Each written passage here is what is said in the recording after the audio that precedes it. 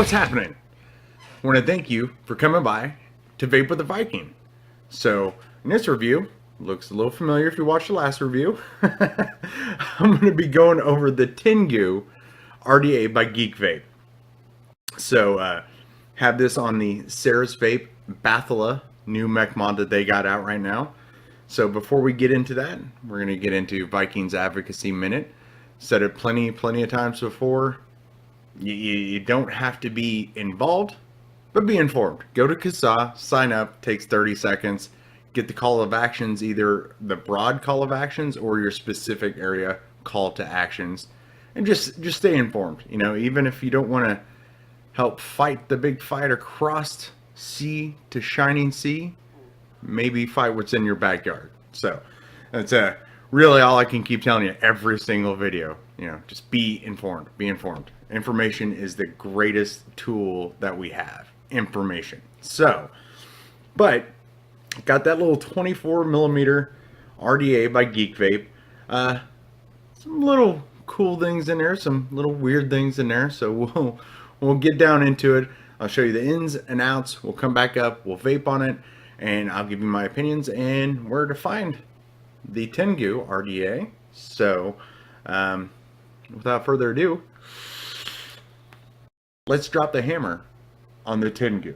All right, so what I have for you today is from GeekVape, the Tengu RDA. It says honeycomb side airflow system. So on the side, yeah, Tengu, seal, GeekVape, Tengu, seal, GeekVape. All right, and on the back, we do have the contents.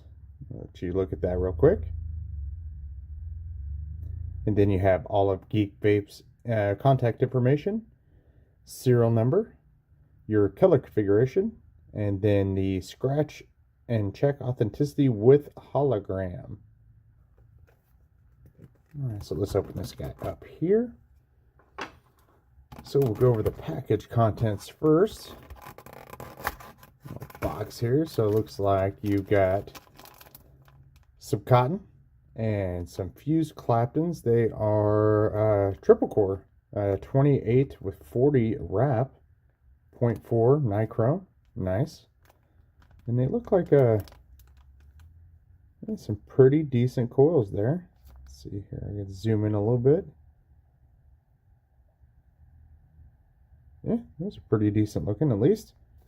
Right out the gate there. All right, and you'll get your pouch that will have O-rings, O-rings, O-rings, and O-rings. You'll have a little 510 adapter. You'll actually have a different, really low wide bore 810 drip tip on there. Your tri-tool. You will have, of course, an Allen wrench. You will have a bunch of grub screws, and there it is, your squonk pin. Is the yeah, there it is, squonk pin right there, because you will have the normal standard pin in there to begin with. And then of course at the bottom here you will have your user manual, and in your presentation envelope, as usual, you will have, should be warranty and all that in there. Yep, you got your warnings here. And then you do have this little kind of pamphlet on their new organic feather cotton, which is what is in the bag. Which is kind of funny. These are short little aglets, but then these are like super long aglets. So not sure how they'll come eventually. And then of course your warranty stuff right there. Never had to use GeekVape warranty, so could not speak on how it works. All right, so on the bottom you will have Tengu, designed by GeekVape, and your serial number. Down the outside, looks like we got some residue. I have not thrown this through the ultrasonic yet, but then you'll have like the samurai shogun face. You'll have your honeycomb, and then you'll have your Ultim 810, which, we'll take a look here real quick at this. So we'll take a look. I am a big fan of like the ultra low stub dogs from like Kennedy. And I really do like Ultim drip tips, but let's see how this looks. Oh, there we go. That's really, well, let's see if it actually goes on all the way. That is really, really low. Really wide too. That's a big bore. So this one might be a little more comfortable if it comes into spitting work, because this one's going to be, I mean, just a straight shot up in your face. But we'll try it. I kind of like that. That's awesome. Probably first time I've went with the Delrin instead of the Ultim. So pop that guy off there. We'll look inside here. So you got some slight doming up top. You do have your locking mechanisms off to each side there. And then it is a one-piece top cap. Get this off there again, just to show big beefy O-ring in there. Keep your drip tip secure. So, and of course, since it's the O-ring-less 810, most of your normal favorite 810s will fit in there if you don't like either one of those. And then you do have a double O-ring situation going on here, and then you have little spots right there for the notch system that's in there. So when you go to put it on, you'll twist and it'll eventually fall into place, and then boom, it locks it in there. And then you can adjust airflow. Kind of a bad angle, but you see the airflow's open, and then you turn it, and now airflow is closed off. All right. And now make it so you can also twist it off your RDA. So, interesting build deck. It does look like it's a fairly decent sized juice well. So you're looking at a couple millimeters deep. Nothing outrageous, but I would say this is probably going to be better as a dripper anyway than a squonker, so you don't have to worry about overfilling. But again, you're looking, when it's sitting on its lip, the airflow is pretty much smack dab in the middle of the post. So I mean, technically, if that seals really well on there, you should be able to squonk past here. So that's fairly good. But you do have flatheads. They are recessed in, so I might be able to get along with them. Once they're unrecessed, I probably will not. I don't do flatheads really well. But I know I've seen some people talk about this guy and how these are flat and these are an angle, how that will possibly twist or mess up a leg of your coil and kind of distort the coil. But we'll take a look at there. But of course, you have your positive here, your peak is in there. And then, so what you'll want to do is run it with, of course, a leg here and a leg here on a coil, or vice versa, so on and so forth. As long as you got one in positive, one in negative, you're good to go. But yeah, pretty plain, pretty simple. No frills, no explanations of a lot of weird stuff. The 510 is definitely hybrid safe, very protruding. So there's really not a lot to go over with this. We'll go ahead and put the supplied coils and cotton in this guy, throw some liquid in it, vape on it, come back up top, and I'll give you my thoughts on the Tengu by GeekVape.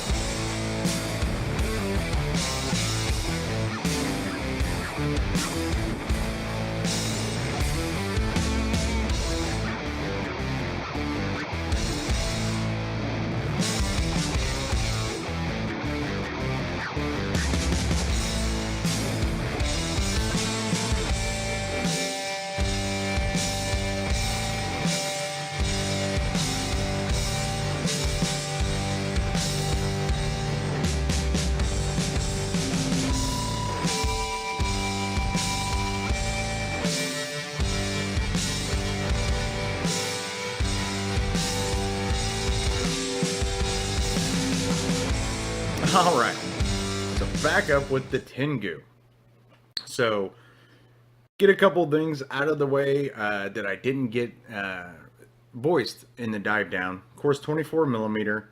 It does have what they're calling a concealed airflow control ring or air control valve. That's in the dive down. That's what that little ring on the inside was. And then the juice well, I thought was closer to probably about 4 millimeter, but actually it is a 6 millimeter deep juice well. But this guy will run you anywhere from $25 to $35. I mean, almost everywhere has it. You know, GeekVape is really good about their distribution. Like, everybody gets it. So that's why the prices are so varied, because some people might have 10 and they're like, well, let's sell them close to wholesale just to get rid of them or go through them, see how well they do. And then some are like, we got thousands and we have thousands of people in a day, so let's charge what we can. So, but we'll go over probably cons first. It's just because there are a couple in here that just kind of make you go, First off, that concealed airflow control ring or valve, whatever you want to call it. I kind of see what they were doing. They're trying to make it cleaner looking and this and that, but I really, really don't like it. and the main reason why is if for any reason whatsoever those O-rings get even the slightest bit dry, I mean, they have to be really juicy for it to work and slide really well. If not, you'll go and you'll put your top cap on, you'll spin on your RDA, and then literally it'll close off. And then to open it back up, you gotta peel it back essentially. And like even here, it's actually starting to turn off of your mod before you actually get any adjustment to it. So not only do the barrel rings have to be not dry because it's just not going to move, but then even that AFC concealed ring or whatever has to be super juicy. So it's kind of a pain in the ass, actually, to be honest. I see what they're doing. The concept was great. I don't know, I'm new enough that I don't want to give out suggestions on designs, but it's almost like it needed some other kind of another lock or another set of tabs somewhere on the base deck to make it move a little easier. So, but just a ring up in the top cap, it's not doing that well, to be honest, which, this gives off some pretty decent flavor.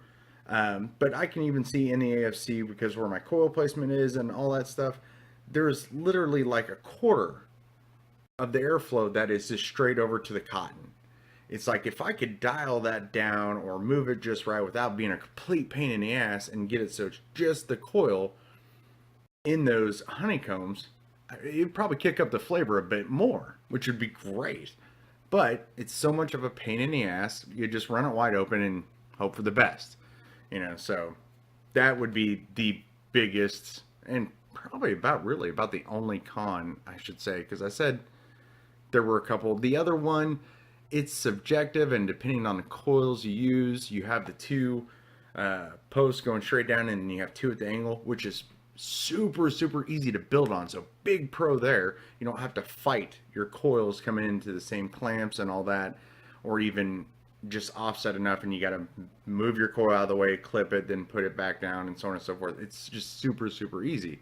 But depending on your coils, the ones at that 45 degree could get twisted. I know I've seen a couple reviews that they were like, wow, that's horrible, so on and so forth. I put in the stock coils, and then I've also put in a custom set of coils, and it really didn't really bend the coils to any kind of extent that made it horrible. So that's going to be a subjective con, but also a subjective pro. There are some people that like the clamp style decks that you can put your coils in and basically crisscross, and they deal with them just fine, and that's not a big hassle. Me, most of the time, I can deal with it. Sometimes there are some decks I just absolutely hate it because there's just no room to do that. So that for me is a subjective pro, maybe a subjective con for you. Who knows? The drip tips, Ooh, we got storms. Sorry.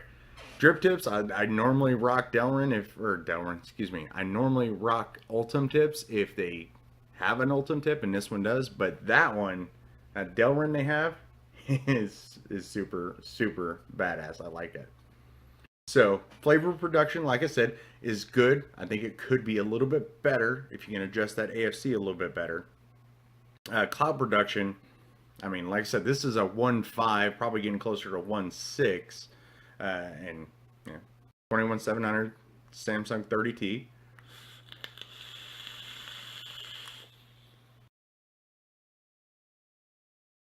Not super hot. Lots of cloud production, so more of a cloud chaser, definitely. And you know, the purple slush by Darkstar that I am rocking in it, it tastes good. It's just not great. Like I said, I think if I could just do a little more adjustment, that you know, purple slush would taste spot on. So, but 25, 35 bucks could match up whatever mod you want to put on there to get super matchy. Like I said, really easy to build on. So, I mean, the only thing that would prevent you from buying it is if you wanted something that you could really dial in flavor with the air control. So if that's the biggest con for you and a deal breaker, don't buy it. But if not, go pick one up. But that is all I got today for the Tengu. I want to thank each and every one of you yet again for coming by to Vape with the Viking. And I'll check you later.